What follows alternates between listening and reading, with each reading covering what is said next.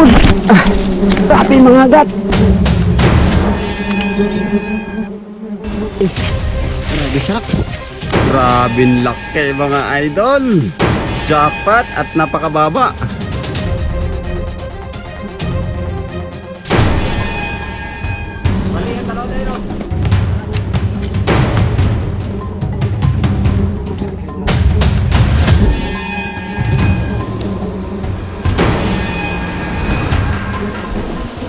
Grabe lanaw niyan mga idol. Grabe laki ng ulo mga idol. Hilig ko po na manguha ng pulot na walang damit. Kapag mayroon po akong suot na mga gear, madali akong makagat ng tao ng pukyutan. Na iipit po yung pukyutan doon sa damit, sumusuot sa mga butas, gilid. Delikado sa delikado po, pero sa ilang years na rin po, alam na rin namin kung magat yung karamihan doon.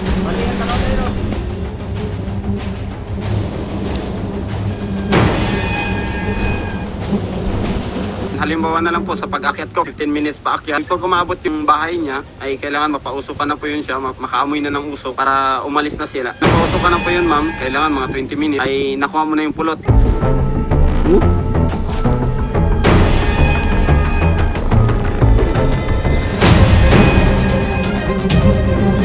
Magiging matapang yung bubuyog. Dadami na po yung mga sundalo na nanggaling doon sa ibang mga puno. Pag-uwi nila, wala yung nakaamoy ng usok. Yun ang magkagat sa'yo o manunusok.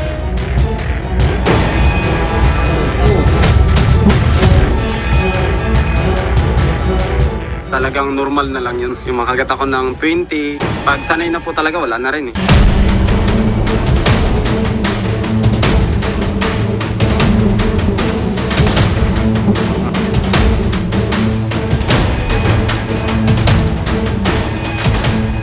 Hindi na namin iniinda kasi isa na rin sa dagdag lakas namin. Kapag nakagat kami, may mga benefits na rin sa amin. Pugod!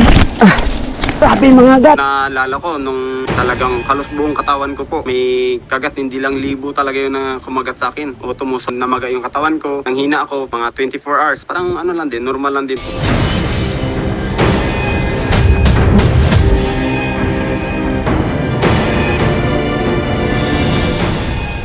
Chemical component ng bee stings, meron siyang cure. Ginagamit siya for osteoarthritis, painkiller. Marami siyang component na po pwedeng makatulong din sa health. Yun is maraming pinagdaanan na process. Hindi yan yung basta-basta na, sige, pakagat na lang ako.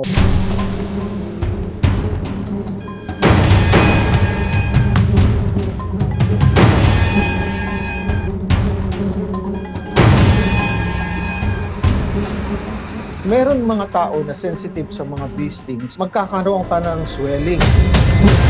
At po pwedeng mamaga yung iyong lalamunan na potentially hindi ka makakahinga at po pwede mo ring ikamatay.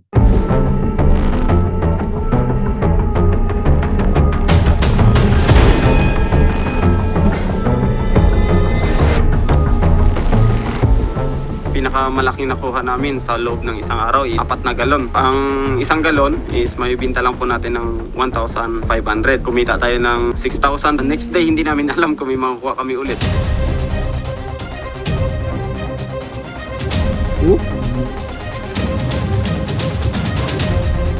Masaya na kami dahil kahit pa paano nakakapag-upload kami, may babalikan kami kapag dumating ang panahon na hindi na natin kayang gawin yung mga adventure. Nakakuha kami ng pulot, ay may uwi kami pagka makakain namin o pambili namin pangangailangan. Huwag niyo pong subukan kapag wala po kayong kasama na marunong o hindi po magaling sa ganitong panguha ng pulot.